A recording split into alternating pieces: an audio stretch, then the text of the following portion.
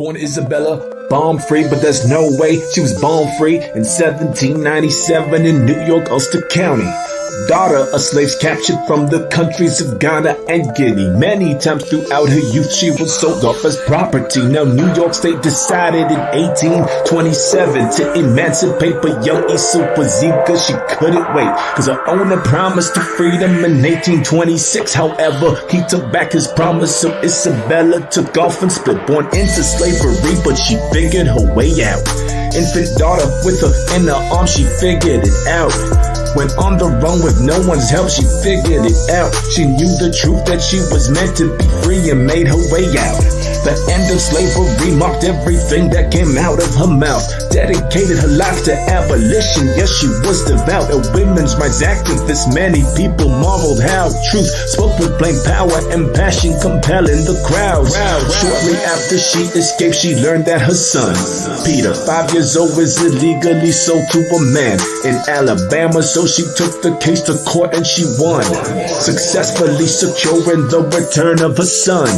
Truth made history as the first black woman to do so.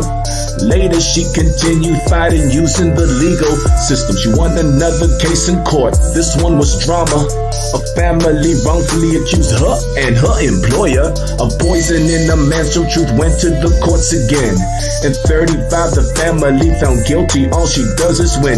Now in 43 she legally changed her name, devoting her life to bringing slavery to an end. Born into slavery, but she figured her way out.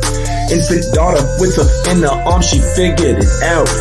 Went on the run with no one's help, she figured it out. She knew the truth that she was meant to be free and made her way out.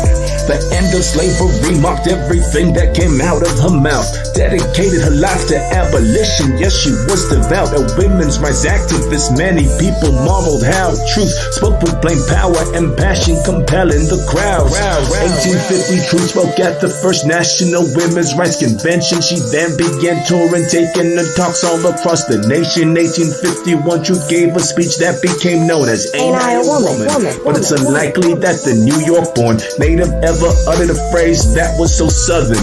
Truth used her growing fame to recruit black troops for the Civil War, even encouraging her grandson to join the Union Corps. 1864, she went to Washington, D.C. She worked with the Freedmen's Relief Association. Later, she met the Commander-in-Chief. She spoke with President Lincoln about her life and her beliefs, and even after his emancipation proclamation, she still continued touring the nation. Truth fought for social equality for all women, criticizing gender unfairness and abolition. Truth brought it full circle, fully opposed to them squares. Many spoke out for black men's rights, but denied black women theirs. Her concern was for all women's rights, blacks and the whites. And for the rest of her life, she continued to keep up the fight. They say that truth died in 1883, but truth remains alive when people fight for rights and liberty. But what's all this here talking about? That man over there says that women need to be helped into carriages, lifted over ditches, and to have the best place everywhere.